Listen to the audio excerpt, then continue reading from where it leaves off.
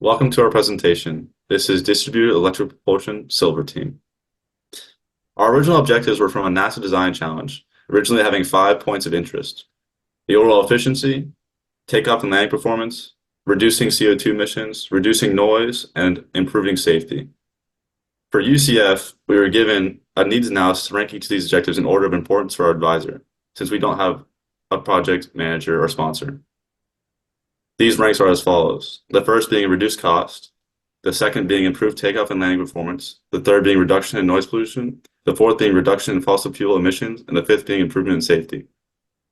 Knowing these objectives and having 7 members on our team, we decided to split up into 7 different team leads to most effectively tackle these objectives.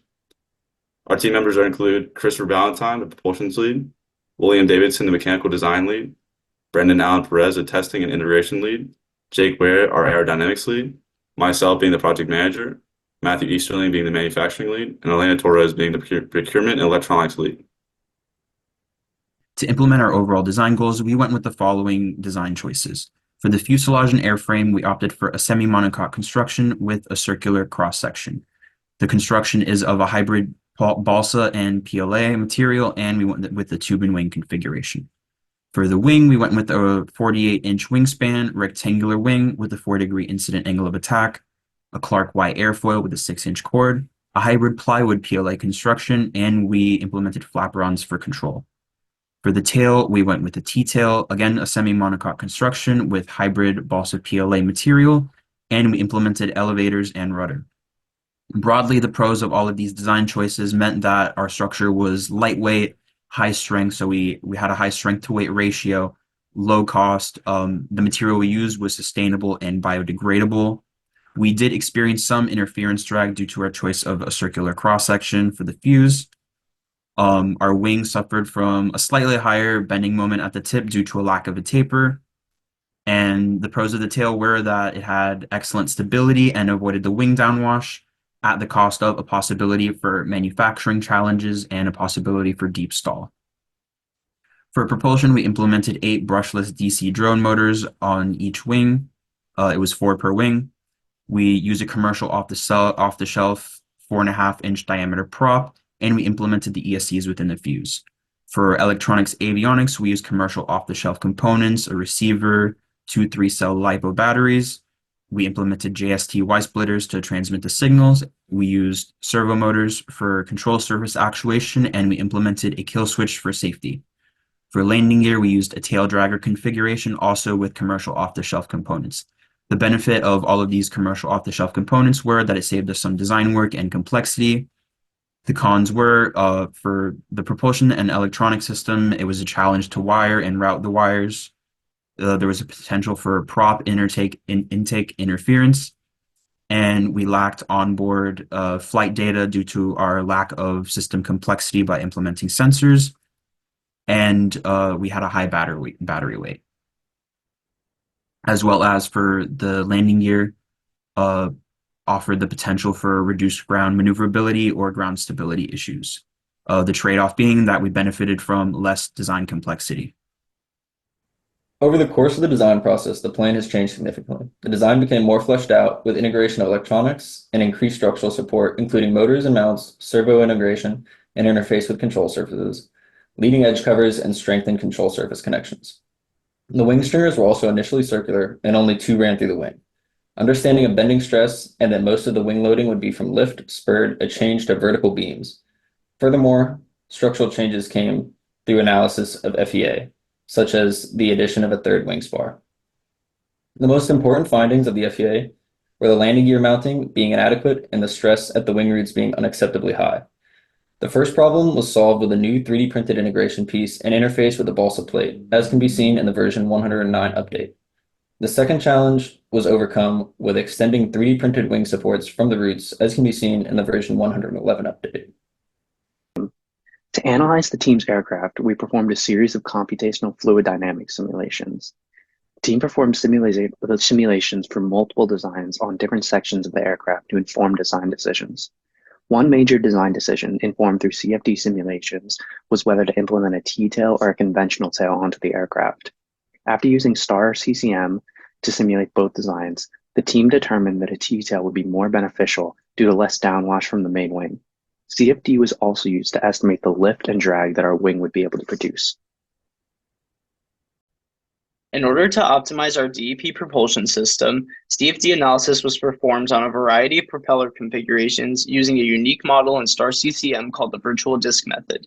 The candidates for our propulsion system were 6 propellers at a 6-inch diameter, 8 propellers at a 4-inch diameter, and 8 propellers at a 4.5-inch diameter.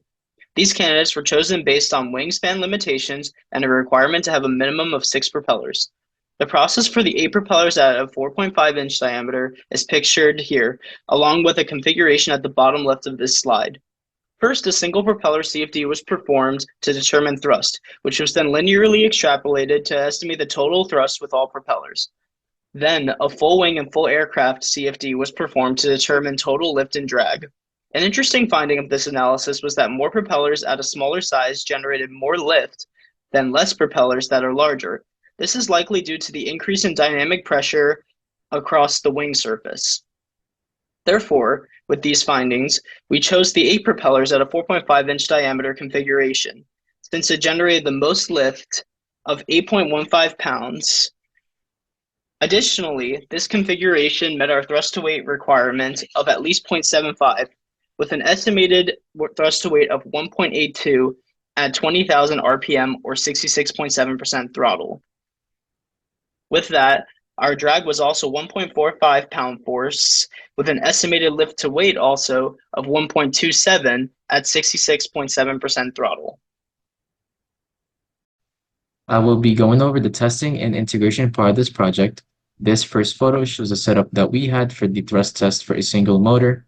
It is supposed to convert the horizontal force that the propeller is producing to a vertical force onto the scale.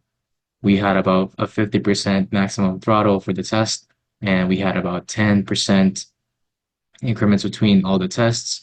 At 50% throttle, we gathered a 0.75 pounds of thrust from the single propeller. At 40% throttle, we got about 0.38 pounds of thrust.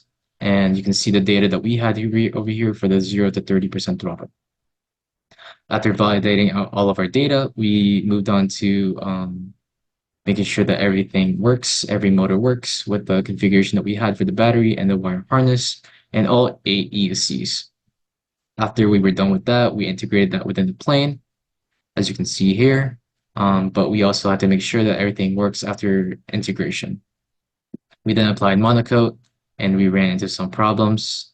We identified that the root cause was weak solders between connections, so we had to resolder that. After making sure that everything works properly again, we applied the monocoat. We then conducted a thrust test with all 8 motors, and we got about 6 pounds of thrust with all 8 motors. And that achieves our thrust to weight ratio of at least 0.75, since our plane's weight was about 6.5 pounds. We moved on to conducting a ground test with the rudder and the landing gear, just to make sure that the control surfaces and the landing gears are working properly together. The manufacturing process can be broken down into 3 stages: aerostructures, electronics, and monocoat. Firstly, the aerostructures involved part creation. The balsa and plywood components were lasered using a CO2 laser in the TI lab. The 3D printed components were printed using a FDM printer with PLA material. After all of these parts were created, they were sanded down to achieve proper fit and integrated and glued up together. Following the gluing of the structure, we moved on to the electronics. This involves soldering all of the commercial off-the-shelf components, as well as creating the wiring harness according to our wiring diagrams. This was followed up by routing those wires and integrating the components within the structure. This was followed by monocoat application around the entire completed airframe assembly. Next, we will look at the flight.